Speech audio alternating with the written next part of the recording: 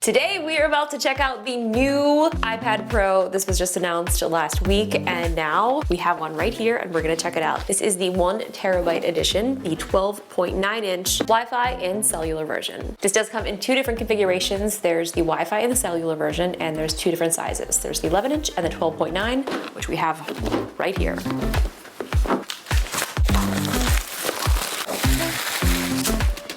Here we go.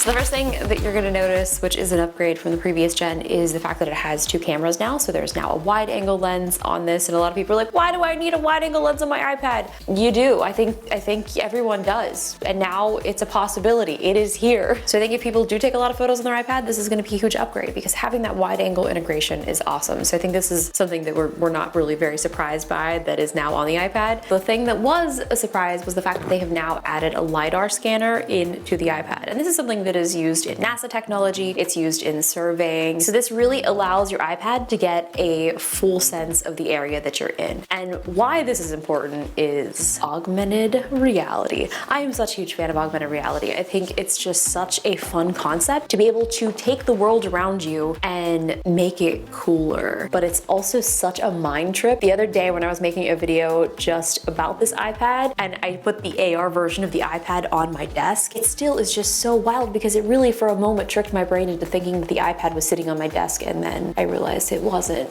But now it is. Or is it? So let's turn this thing on and I'm gonna see what else is in the box. The stickers. They gave us a nice little SIM card ejector, and like always we've got our fast charging brick and USB-C. So to go with our iPad, we have our smart keyboard folio, and one of the big highlights now of this iPad is the fact that it can use a trackpad support. It's a cursor, but it's not really a cursor because it's kind of a cursor that mimics the touch on your iPad. And this is actually a feature that has already been used in the accessibility settings in iOS. So now they've actually made it a full-fledged feature on the iPad so that you'll be able to use a trackpad. You will be able to use also a Magic Mouse, one of the Magic trackpads, or you can wait until May because they do have another Magic keyboard that is coming out that has USB-C pass-through charging. It also has an integrated trackpad in it. It does have a magnetic little mount on it. So it's a case, but you can also just put your iPad on it and you can move it 130 degrees. So unfortunately, we have to wait until May, but for the time being, we do have this one. This is just their standard issue smart keyboard folio. It still has a keyboard. And what's great though is you can still use the Magic trackpad in the meantime. I feel like if you do have an iMac or something like that, one of these has probably come with your computer. Yeah, that feels nice. I'm gonna be writing so many tweets on this thing. Oh man, and the iPad is just cool. Okay, we're gonna connect the trackpad. Everything's all set up. I'm pretty excited to test this out. Do you see it? I don't know why I'm so surprised. It's doing exactly what it's supposed to be doing. So I guess I can make my own little computer that's not a computer. This feels exactly like I have a MacBook in front of me, but I can touch it. So now I'm going to be trying to touch my MacBook, and when I don't have my trackpad with my iPad, I'm gonna be trying to use a trackpad. You can tell like the little cursor is there to simulate like you're touching the screen. So now that this is all set up, I'm gonna go through and download some apps. I'm gonna do an AR test, I'm gonna do an editing test, take some photos with it, and we'll just see where else this review takes us.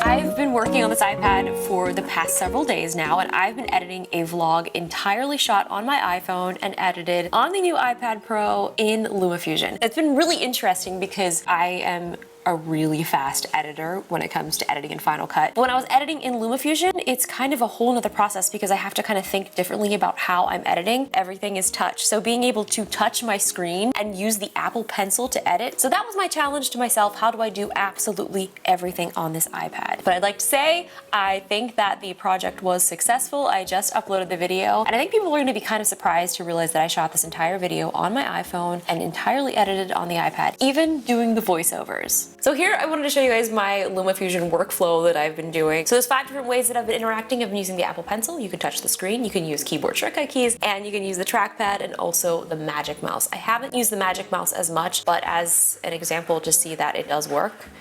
Like, I'm opening up LumaFusion and you can use it just like you normally would. I can click on things. I love the Magic Mouse, especially for editing, because you can just use the touch on the top of it to scroll through your timeline. This has been something that I do a lot with editing. You can also do that, of course, with the trackpad. 2-finger swipe through the timeline, and I can hit play, and this plays through, and you can use the Apple Pencil to scroll. I'm also ambidextrous. I'm mostly right with my left hand. I use my mouse with the right hand, and when I'm editing on a MacBook, I use the trackpad with my left hand and do most of my shortcut keys with my right hand. So this has been a really confusing time for me because I will sometimes switch the Apple Pencil over to my right hand, and I'm using that to scroll. I'm extremely efficient in Final Cut, so I'm kind of trying to develop those same skills and shortcut keys here with LumaFusion. One of the coolest things though is the fact that I shot this whole video on my iPhone, but with iCloud, I had all of the videos, all of the photos, all of the content automatically uploaded to the cloud. So it was all synced to my iPad when I opened it up. So everything that I was shooting, it was already here. I didn't have to do anything else. Something that was also really interesting is I'm so used to editing on a MacBook or at an actual sit-down desk. But to be able to get like super comfy and just edit like this was really strange, and I kind of really liked it. I just want to give you guys a look at the timeline of this video that I edited for my quarantine vlog. If you guys haven't seen it, make sure you go check it out. I'll put a link in the description and an annotation. But this is the whole timeline, so you guys can see up here. That's all the edits that I've made, where the music is. And this was really challenging, mostly because using this program in this in-depth way was very new to me, so I had to kind of learn all of this over again. You can see all of the multiple tracks. We've got some very precise edits here that are happening to the beat of the music. But this is the whole timeline. Yeah, look at that. That looks nice. I also even recorded the VO in this video with the iPad. This is a mic that I actually got at Vlog University. Apogee was there and they showed me a demo of this, and it's incredible. So it just has a USB cable that goes right into your iPad, and there's also an app that connects with it as well, but right now I'm just using LumaFusion. So it has a VO setting. You can just go to add insert voiceover and a little dialogue pops up. This is automatically detected, and when I hit record, 3, 2, 1, hello, it's iJustine talking about social distancing. Stand 6 feet away from your friend or no one.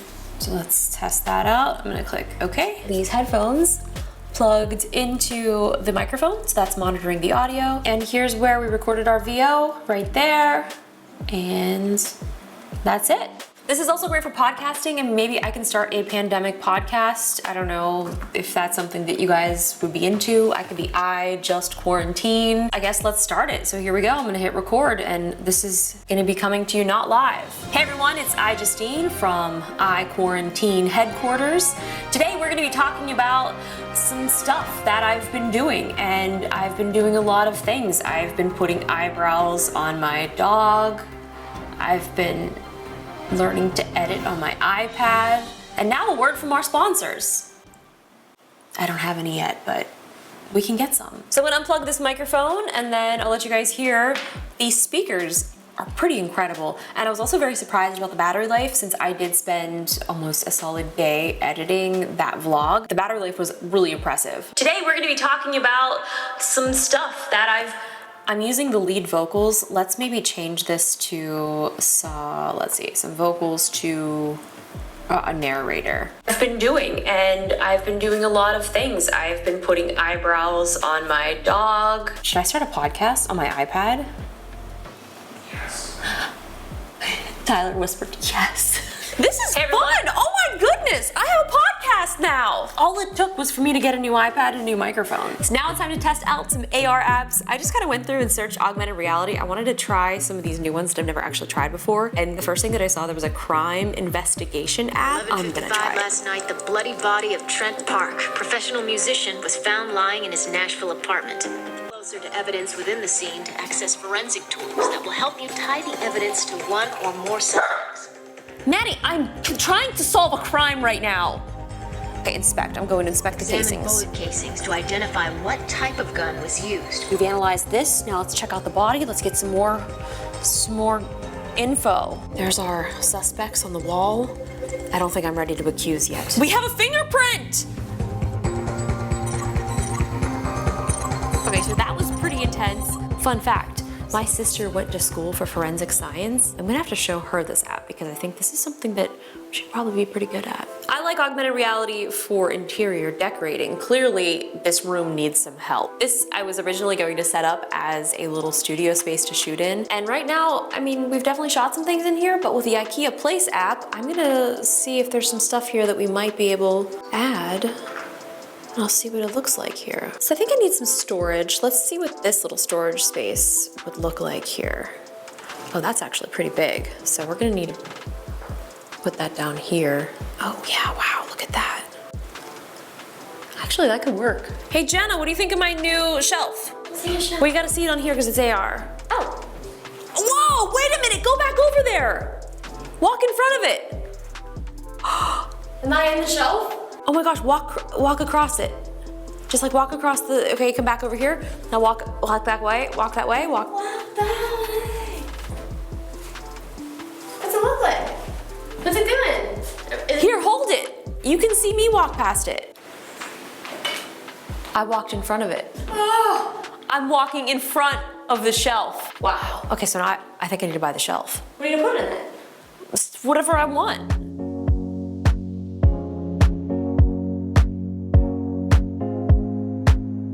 So this app is called Frogopedia, and it has this AR anatomy of a frog, so I can pick parts of him. I think this is his eye.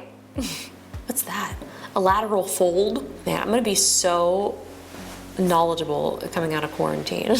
What have you been doing with your time? Well, I've been learning about the anatomy of a frog in AR. What about you? Now we're looking at his muscular system?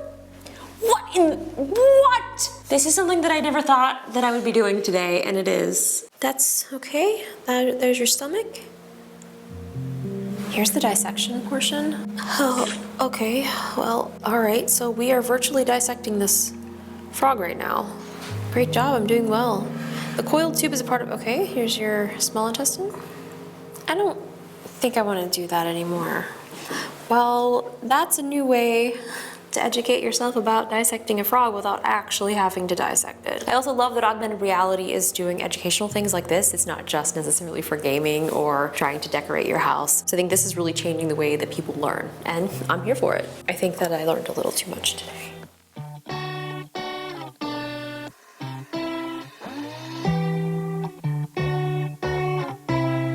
I love all the creative ways that AR is kind of able to bring life into your home, and I think now more than ever, I think this is something that we need. I'm shooting front-facing video on the iPad. Look how massive this looks. This is incredible. It's crazy. Look at that. Look how big my face is. It's so crazy. It looks like you have a big iPhone. I mean, essentially this really is a big iPhone. But the new thing about this is the fact that it has the new Pro camera setup. So it has the wide angle and the ultra wide. So there's Jenna with the regular. There's Jenna wide angle. Look at that. I can see your feet. It's not a good look. Could you take a few photos for me? Yes. Hey, put the hose in it, but make it fashion. Ready? Do I look weird? Yes. I feel weird. I'm gonna stand up. Okay.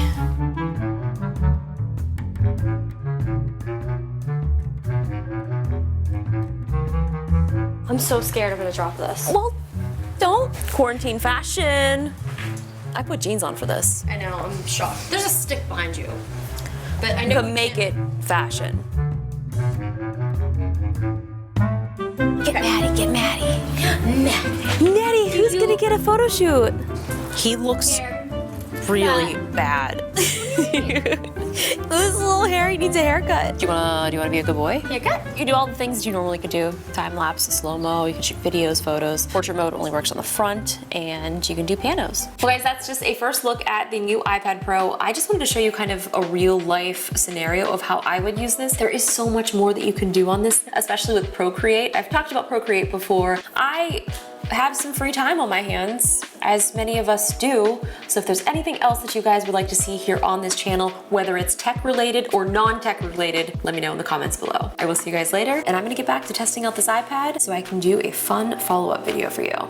See you later.